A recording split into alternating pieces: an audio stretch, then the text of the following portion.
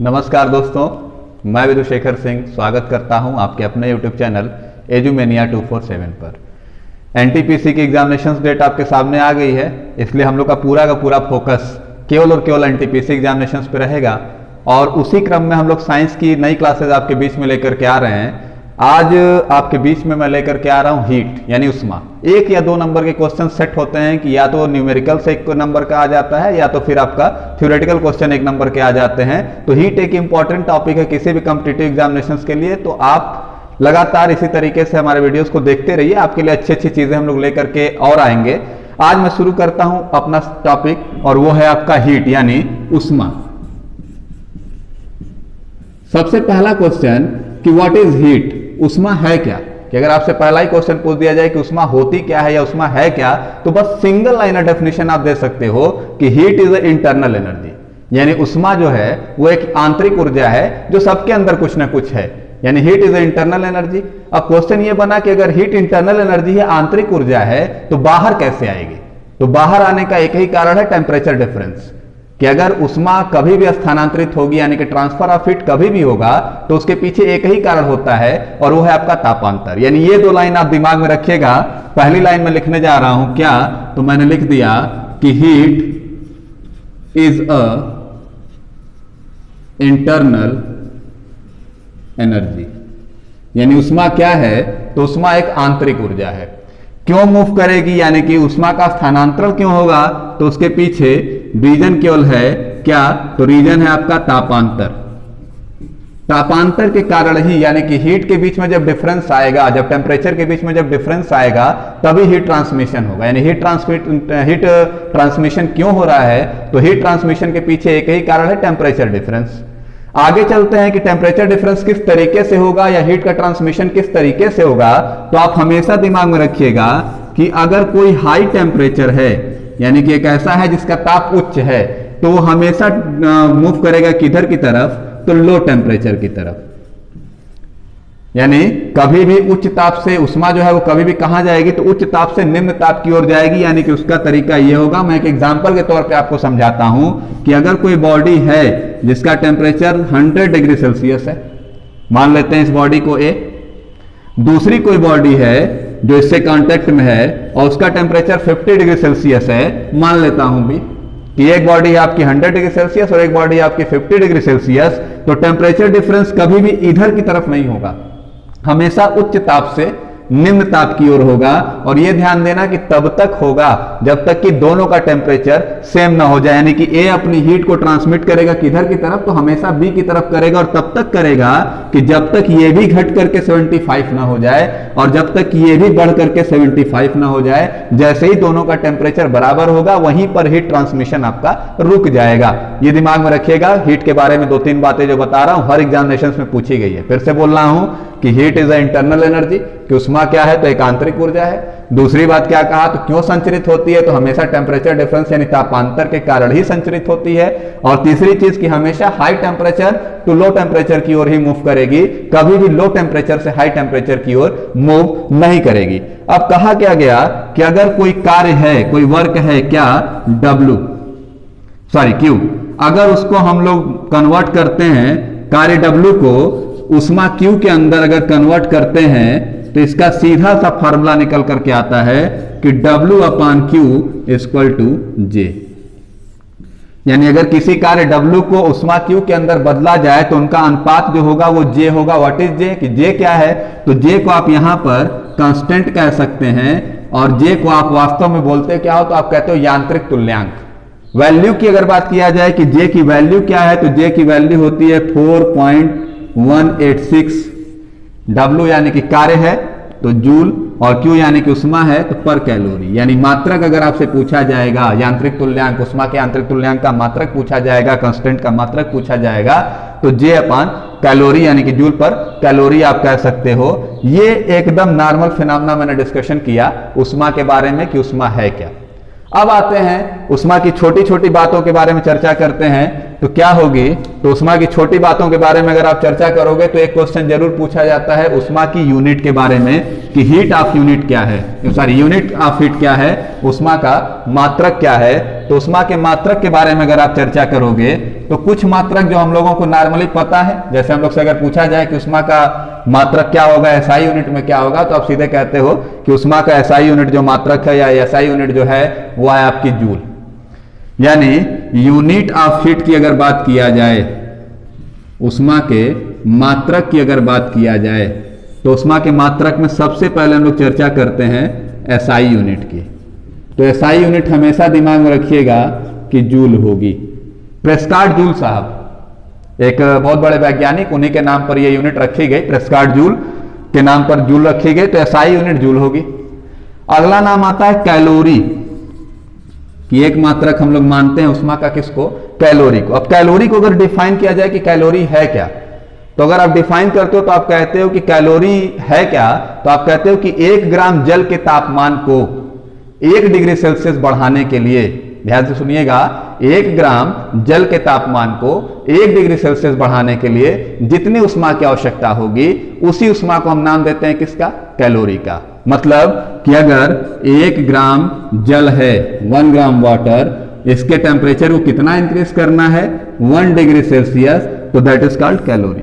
यानी 1 ग्राम जल के तापमान को 1 डिग्री सेल्सियस बढ़ाने के लिए जितनी उष्मा की आवश्यकता होती है उस उष्मा को हम नाम देते हैं किसका, कैलोरी का।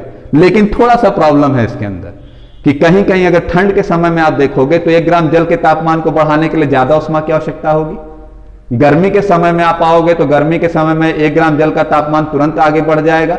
इसका मतलब है कि कैलोरी डिफर कर सकती थी, अलग अलग प्रदेशों के हिसाब से, अलग अलग ज्योग्राफिकल बाउंड्रीज की वजह से इसके अंदर चेंजिंग आती थी। तो इसका एक स्टैंडर्ड फिनोमेना लिया गया और उसको क्या नाम दिया गया, तो उसको नाम दिया गया इंटरनेशनल कैलोरी, अंतरराष्ट्रीय कैलोरी। अब अंतरराष्ट्रीय कैलोरी में आओगे तो कुछ नहीं होगा, बस वाटर वैसे ही लेना है, बस ध्यान देना है कि 1 ग्राम प्योर वाटर होना चाहिए। यानी जल के भीतर से अशुद्धियों को हमने क्या कर लिया, निकाल लिया, ताकि उसके गलनांक पर, हिमांक पर या किसी भी तरीके के चीजों पर असर न पड़े। तो बस अंतर क्या था कि कैलोरी में हमने 1 ग्राम जल लिया था, इंटरनेशनल कैलोरी में हमने क्या किया कि 1 ग्राम शुद्ध जल ले लिया।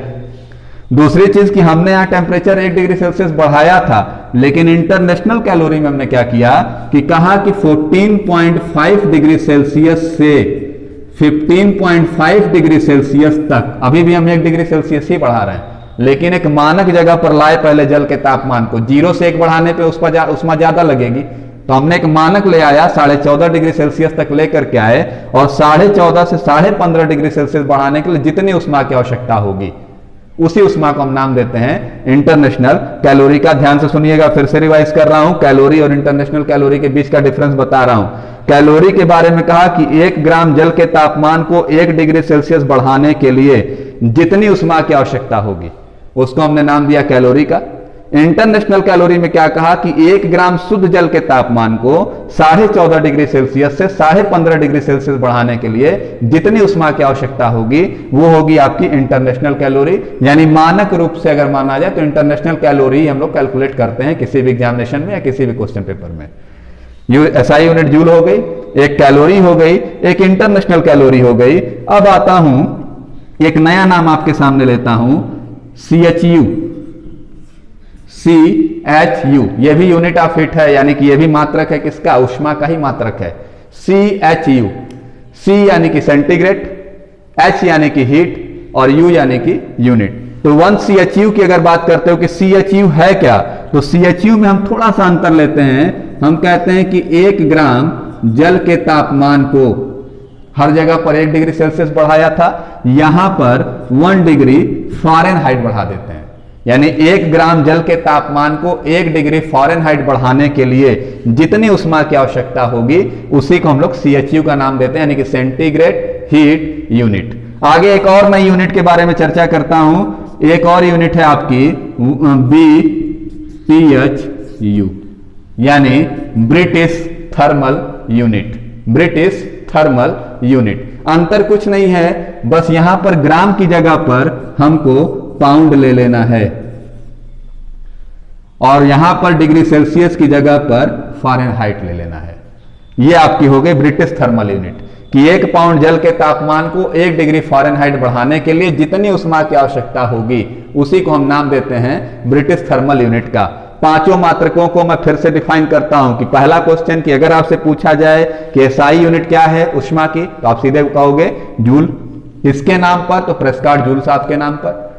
दूसरा क्वेश्चन पूछा जाएगा कि व्हाट इज कैलोरी, तो आप कहते हो कि 1 ग्राम जल के तापमान को 1 डिग्री सेल्सियस बढ़ाने के लिए जितनी उष्मा की आवश्यकता होगी उसी को हम नाम देते हैं किसका? कैलोरी का। इंटरनेशनल कैलोरी क्या है? तो इंटरनेशनल कैलोरी में मैं कहूंगा कि 1 ग्राम शुद्ध जल के तापमान को 1 डिग्री सेल्सियस 14.5 से 15.5 डिग्री सेल्सियस तक ले जाने के लिए जितनी उष्मा की आवश्यकता होगी उसी को हम नाम देते हैं इंटरनेशनल कैलोरी। CHU यानी कि सेंटीग्रेड हीट यूनिट क्या है? तो कहा कि 1 ग्राम जल के तापमान को 1 डिग्री फ़ारेनहाइट बढ़ाने के लिए जितने उष्मा की आवश्यकता होगी उसको हम नाम देते हैं CHU का यानी कि सेंटीग्रेड हीट यूनिट का। ब्रिटिश थर्मल यूनिट क्या है? तो कहा कि 1 पाउंड जल के तापमान को 1 डिग्री फ़ारेनहाइट बढ़ाने के लिए जितनी उष्मा की आवश्यकता होगी उसको हम नाम दे देंगे आपका किसका? तो ब्रिटिश थर्मल यूनिट का। तो ये मेन आपकी 5 यूनिट हैं, यानी कि इनको हम लोग डिस्कशन करते हैं, 5 यूनिट की बात करते हैं, ये 5 यूनिट आपकी मेन है। अब कभी कभी रिलेशन पूछ लेता है कि डिग्री सेल्सियस से फ़ारेनहाइट में बदलिए या फ़ारेनहाइट से केल्विन में बदलिए, इस तरीके के। तो मैं सबको एक साथ यहां पे लिख देता हूं कि एक बार में अगर आपसे रिलेशन रखा जाए, यानी कि जितने भी आपके मात्रक हैं उन सब के बीच में अगर संबंध की बात किया जाए, रिलेशन की बात किया जाए, तो संबंध मैं लिख रहा हूं, ध्यान से देखिएगा। सीधे आप कहते हो C/5, C/5 यानी कि हम बात कर रहे हैं किसकी? सेंटीग्रेड की, इक्वल टू F-32/9, यानी ये रिलेशन हो गया किसके किसके बीच में? तो सेंटीग्रेड और फ़ारेनहाइट के बीच में। Equal to K-273/5 is equal to R/4 equal to Ra-492/9। ये टोटल रिलेशन है। कुछ नई चीजें भी आपको दिख रही होंगी, उनको मैं बता देता हूं अभी।